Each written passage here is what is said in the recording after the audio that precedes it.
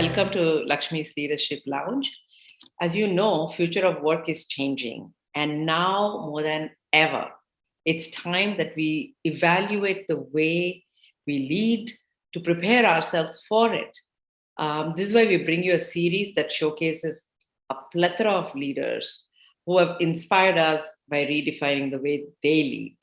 Join me, Lakshmi Pratury, on this journey as I take a deep dive into the lives of these trailblazers and their unique take on leadership.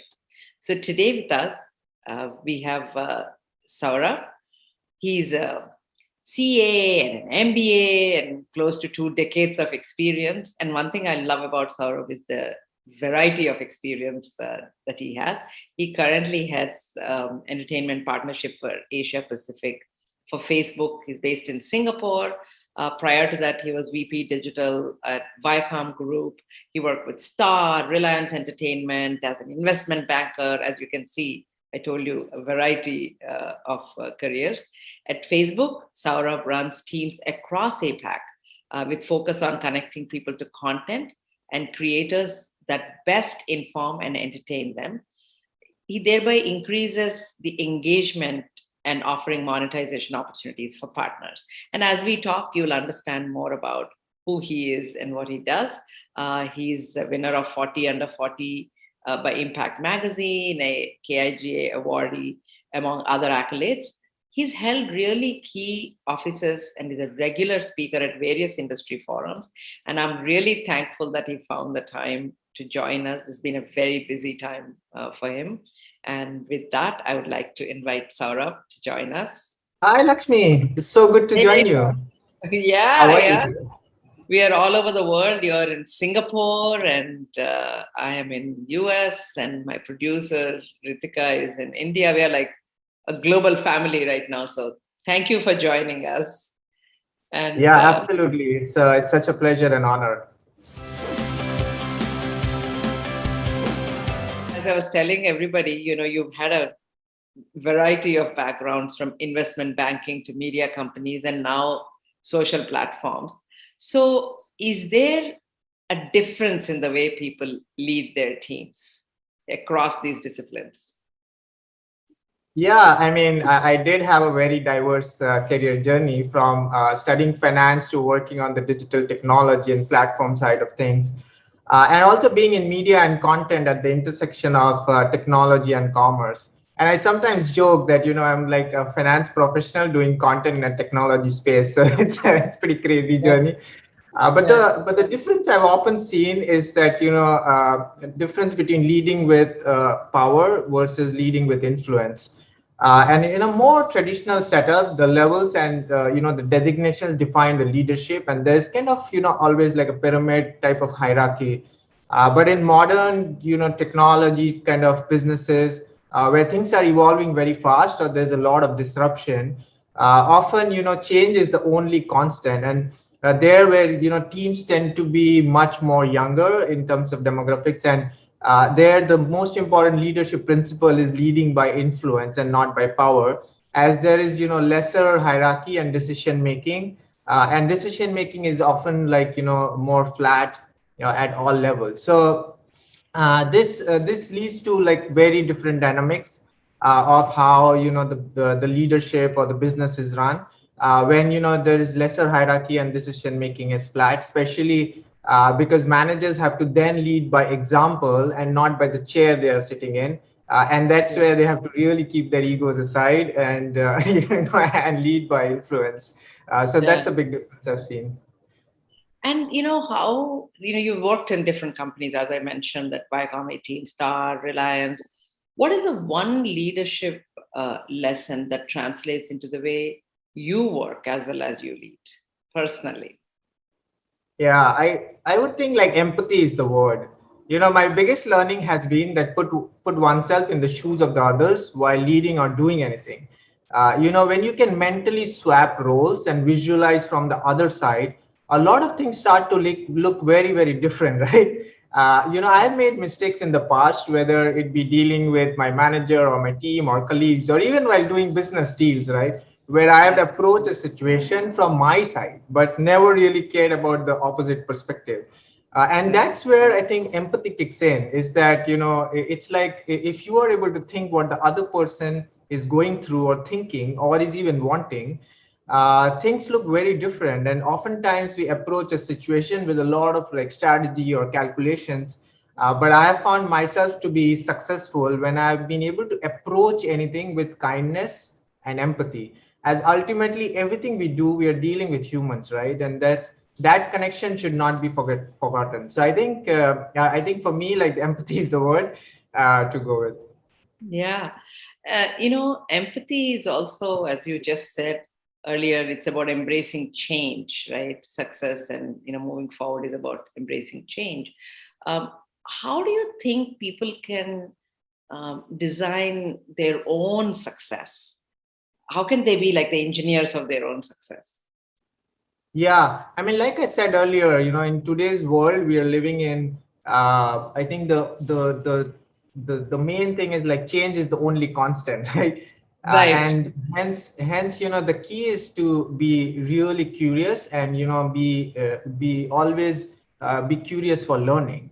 And we are in an information age where everything, if you think of, is available at a click of a button. And literally anyone sitting in any part of the world can get information, connect with people. We are connecting across the whole time zone, 12-hour difference, or even learn from each other, or even like, learn from professionals, like take, education online, etc. So it's really like the power belongs to us in a very decentralized way these days.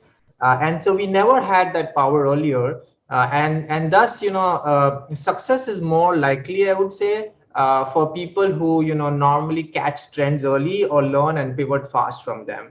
And there are like several such if I think of my career detours in my where I had to choose between current scale and comfort versus an uncertain future or something which is a trend which would pan out several years ahead.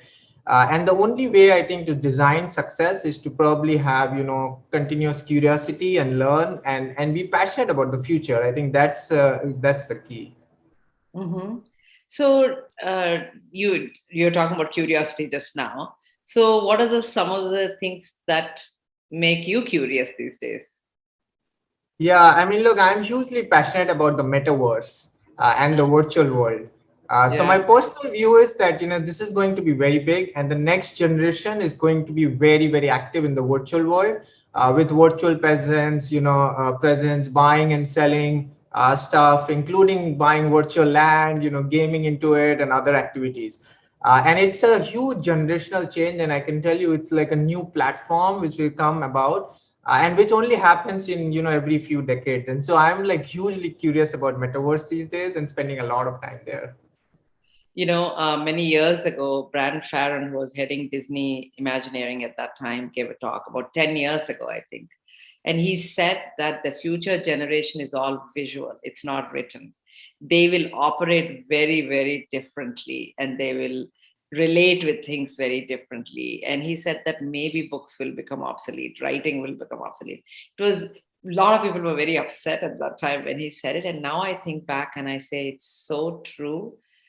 This next generation is a very visual generation, and sometimes I catch myself, I tell my son, your handwriting should be good, you should write better and stuff, but maybe it is really a different world. I don't know the rules. Sometimes I feel lost in it, but I think you make a very good point about the world being visual, and obviously technology is a big part of that, how making it visual, etc. And also especially the technology you are involved in for a few years has been about building a network in this visual world, in this new world, in this evolving world. We are building relationships and networks in a very, very different way. So what are the things one should think about while building a network? Yeah, you're so right when you said about the visual world, right? And I look at like, my kids or younger generation, and they, we used to be in a real world, and they want to be in a virtual world all the time, right? Yeah. Yes. I think, however, we live in societies with human connections, and that's where, your question about networks become very important. Is that I would just say, like, keep meeting new people and invest in those relationships. A lot of future will happen via these networks and connections you build. Your next job, your learning, catching future trends, or even relationships are all going to be based around the society and the ecosystem you are in. So think about areas you are passionate about, and connect with like-minded people who share those interests. And I feel like building a strong network in the real world is as important, and obviously it will be important in the virtual world too at some point. And the other thing you brought out is that the way the younger generation connects is also very different. So today I was somewhere and I wanted to show my son a shoe in a store, and I was with one of his friends. And I was like, oh my God, my phone is out of battery. Do you have his phone number? I don't have his phone number. He's like, don't worry about it. I'll just call him on his Instagram video. And he doesn't need a phone number. They keep in touch with them very, very differently than having each other's phone number. So I just called him on Insta video and we showed him in the thing and said, do you like this shoe or this shoe? It's a very simple thing, but I am still stuck in, my God, my phone is dead. I don't have the phone number. And for him, it's like, why do you even need a phone number? So it's so radically different.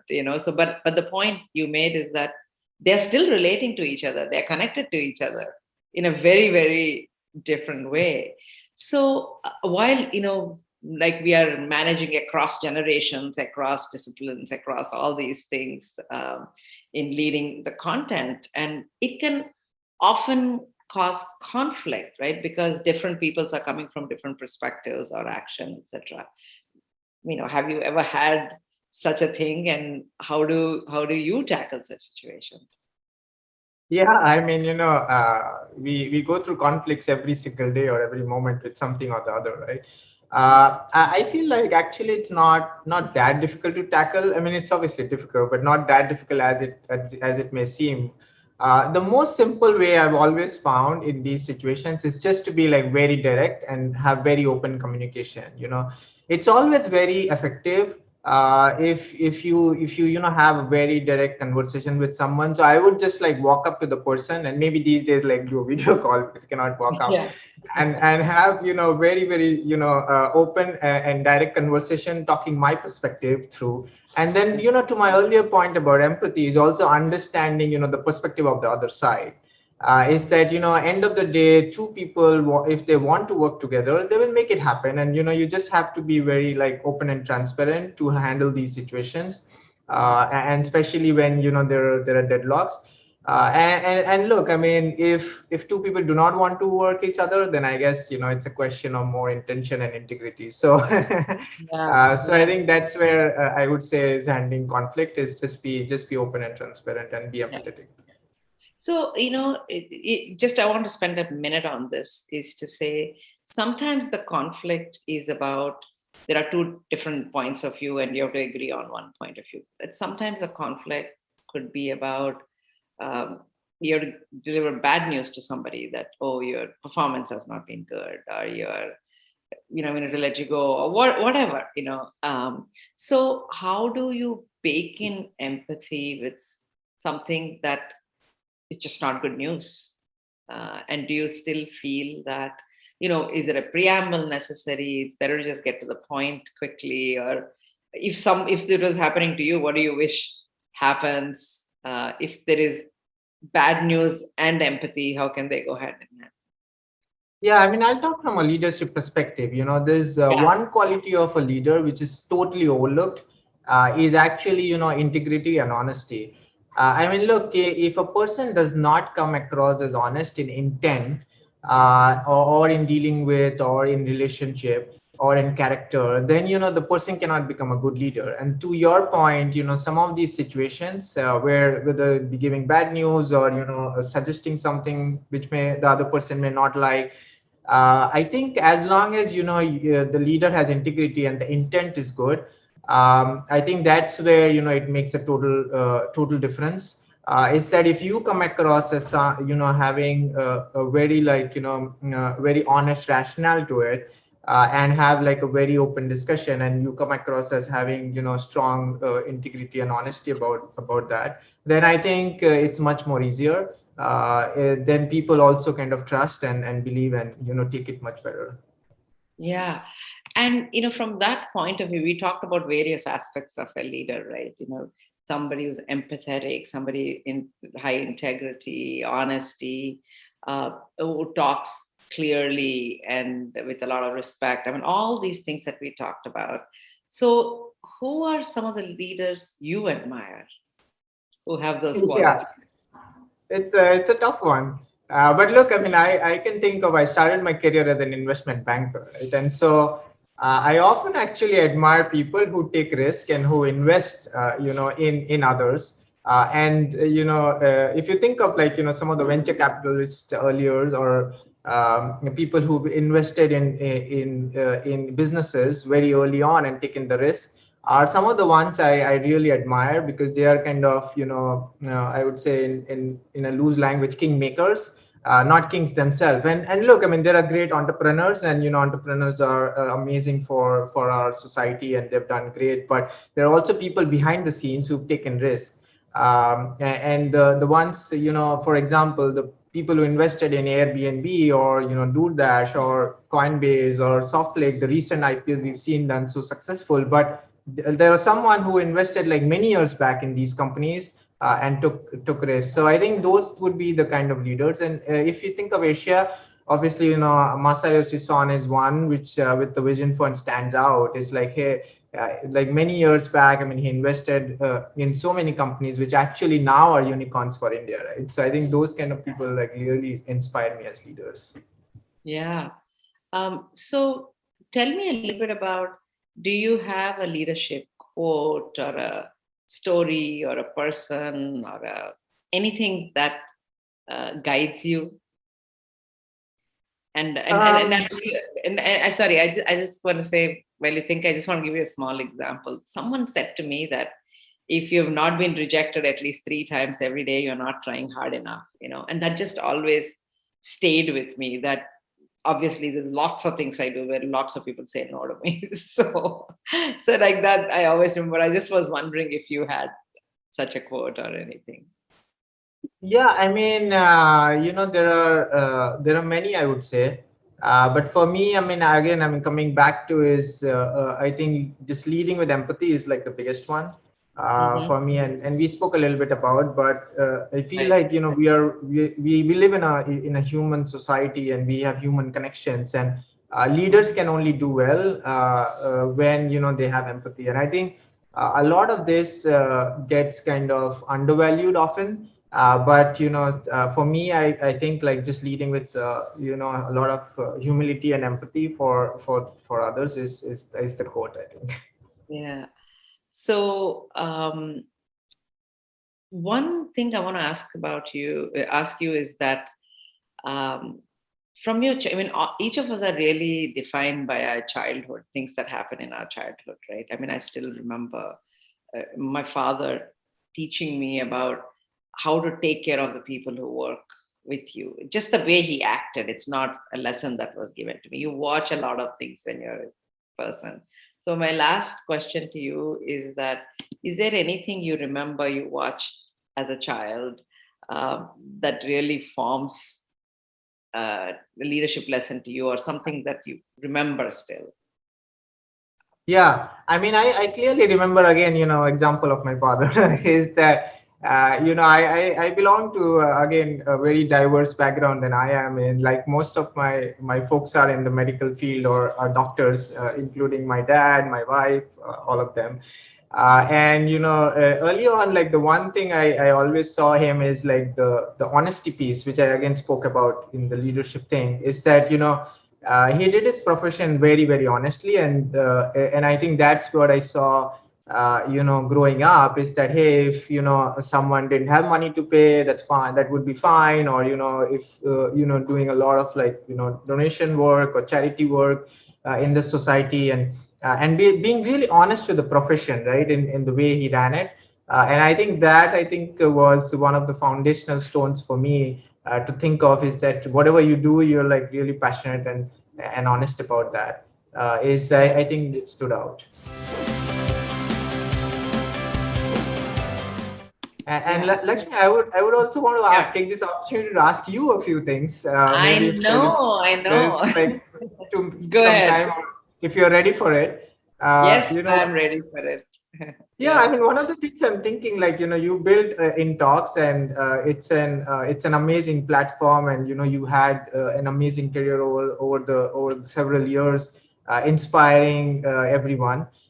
So, like, how would you want your legacy to live, or you would be known in the future? I mean, I'm curious, like, after building such an amazing platform, what would you think Yeah. your legacy would be? Um, it's an interesting question. I don't have so let me think through my answer. So one of the things I always think about is I love seeing like old photographs and things like that. And I look at people, you know, like if you look at Henry Ford, or well, it doesn't matter, whoever, you think of somebody who's been here 100 years ago or 200 years ago or something. You look at the photograph and still know their name, who they are, right? So, the way I think of legacy, one is 100 years from now, um, maybe someone is talking about some company and say, wow, how was it built? And if the answer was, oh, the two of them met because I introduced them, I think that would be like a great legacy. Something that lasts a long time, that was not built by me, but enabled by me, I think would make me very happy, because I think that's what I consider as my legacy. And maybe like 200 years from now, somebody finds an old photograph of me and someone might be able to remember my name and say, oh, that's like that, her name is Lakshmi Pratury or something. I mean, I think I would love to know what would happen 100 or 200 years down the line after I go. That's what interests me. Will somebody say something kind about you, or remember what you have done? That's not what you've created for yourself, but for others. So that's how I think of Wow, legacy. that's super interesting. In fact, I'm thinking, like, the Ink name you came out with, the platform you created. It's such beautiful name, and I Yeah. don't know, like, I would really love to know the story behind Ink, or how did Yeah. you, like, zero down on this name, and it's become such a powerful brand in itself, and it's a simple three letter thing, but it's so Yeah. powerful. It's amazing. What's the story? Everybody has a shower moment, right? I mean, things never come after having like a, big meeting or anything like that. I've been just thinking about what should it be, what should it be, and I've always been fascinated with writing, and my father always had like this ink bottle and a pen, and we would always open the thing, fill the ink, and write with it. And I always had like blue, red, green fountain pens, and I always wrote my exam papers with them. And I just love somehow pen and ink. And so I was just thinking, what should we name? What should we name? And one of the biggest lessons I learned from Ted was that it should be a very short name, a three-letter name. So I just thought, how about writing our future together? What does it mean to write? So that's how I came about ink. I said, and then I started thinking, what can ink stand for? Then I said, okay, innovation and knowledge. So we really wanted it to be about something very futuristic, not just about recording a past. Writing could also refer to archiving the past, but to me, it's both. We need to preserve the past while we move into the future. So I thought writing something about writing the future, preserving the past would be really good. And that's how the name Ink came about.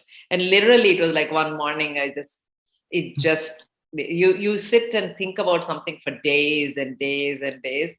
It feels like it happened in a moment, but it happened after, like at least 100 hours of constantly thinking about it, and like some light bulb goes on. So that's how ink came about. It's really about writing our future together and preserving our past. Yeah, it's pretty nice. And sometimes, like, the overnight success is actually many, many years of work, right? So, but Exactly. it's pretty interesting. Hey, Lakshmi, can I put you on a spot and do like ask you some rapid fire questions? You're only allowed to answer in one word. Is that fine? Okay, okay, okay. Okay. So my first question would be TED or Ink talks. Uh, I'd say ink in association with TED, but I would have to say ink. Okay. Social work or entrepreneurship? Entrepreneurship. Okay. India or US? Ooh, India right now. Okay. Virtual or on stage? Oh my God. If I have to pick only one, actually, virtual or on stage. It's not virtual or physical, right? Virtual. Virtual. Okay. That's Because, interesting. let me explain that a little bit. The answer is still virtual, but on stage, still I'm alone and talk, looking at 100 or 1,000 people in the audience. Whereas virtual, I can be with millions of people if I want. But if you said virtual or physical, I would have said physical, because even if it is 5 people, I love sitting around the table and talking to Mm. someone versus being virtual. But if it's virtual or on stage, definitely virtual. Oh, okay. Interesting. And my last question is, not many people maybe know, but you did MBA from Portland State University, and your minor was actually theater art. While you also had on the other side, your maths, bachelor's in mathematics, and you went to IIT, etc. So like hugely into sciences as well. So my question to wrap up would be maths or arts? Maths, because maths is an art. So, I mean, to really do maths well, you have to be an artist. And it's, I love, I mean, I'm a terrible mathematician, let me be honest with you. But I really love my foundation in math. I mean, I picked up everything else afterwards. So my first love was mathematics. Wow, nice. I mean, my closing statement here would be Yeah. to do maths, you have to be an artist. So, Yes. I always felt like, I mean, you think of all the mathematicians and they're all artists, I mean, they're just not people who isolate themselves and draw equations. They were amazing artists. So I feel mathematics gives an amazing grounding for anything you want to do in life. So that's my belief. yeah, And absolutely. I think if there was a way for us to teach kids or have them more interested in math, especially those who are not in a more artistic or fun way, that would be amazing. So, actually, yeah. you know what? It's funny you should say that. I just want to tell you about something. So recently we partnered with someone called PolyUp in US. And I'm so fascinated actually right now that to teach math, actually, we have to take the attention away from math, right? So what we are doing is that you build these virtual worlds. The kids build virtual worlds to solve like UN SDG problems. They may be building a solar house or whatever. They're solving a thing, but they're doing it, but not by using programming language, but by manipulating mathematics. Actually, they're understanding coding through mathematics. And what I'm loving about doing this, we are rolling it out to about a bunch of kids in India right now. And when we go and test this, the kids are like, they're doing, oh, you maybe you multiply that by 3 and then divide it by this and do this, and then it can move to the right, because their focus is on moving the piece to the right, not on mathematics. And I think the way to teach mathematics is to involve them in something creative, where they're using math as a tool, not an end in itself. Because I think we hit them over their head to say, do this theorem, do this corollary, and they're just like bored out of their minds. But if we can show them application, it'd be cool. So I am so excited about this, of making every child feel mathematics is play. It's not like, oh my God, this thing I have to learn. So I'm very excited about it. So mathematics is art at the end of the day. So Saurabh, I have one request for you, actually. So one of the things before we wrap up, I always say is that we always have these great conversations, and I don't want to like walk away and not keep in touch with you. So one of the things I'm thinking is we have an idea called ink tree seed, which is, can we seed an idea together that maybe can grow into a tree? It all depends on our individual professional capabilities and interests and all that stuff. But one of the things I'm thinking is, how can we make meetings more interesting, more real? Like I said earlier, virtual, right? But how can we make virtual feel more physical? I'm exploring that. I'm thinking about it. I would love to have your help in pushing the boundaries a little bit through technology and thinking about it. Is that something we could explore together? Yeah, I mean, look, I earlier said, right, that I'm hugely into this virtual thing, and I feel like that's Yes. going to be the future. Yeah, I mean, in my personal capacity, where whatever I can work on, I mean, it'd be very interesting to work on something like this, Yeah. where we think about a more virtual environment and see how even like these kind of chats can be done in a much more innovative way. I mean, Right. end of the day, we have to continuously learn and evolve. And the Yes. thing we were discussing about curiosity and continuously evolving is something which keeps us going. So yeah, I mean, happy to explore Yeah. things for sure. That's great. So thank you so much for your time, Saurabh. I really want to say that one of the biggest uh, treasures that we each have uh, is time. It's very precious. So thank you for sharing your time with us. And I really want to thank all our audience because they have given us their time in watching this and commenting on this or whatever works for you. So thank you to all those listening, and thank you, Saurabh. And I really want to thank my team who are all behind the scenes making this work, to Ritika, Vipasha, Valerie, Rohan, everyone. So thank you so much for all your work to make this happen. And with Yeah, that, and thanks so much. I mean, it was a wonderful. I had a good time chatting with you. So thanks yes, so much and discussing some of these things. So lovely talking to you, Lakshmi. thank you so much. Okay. Bye bye.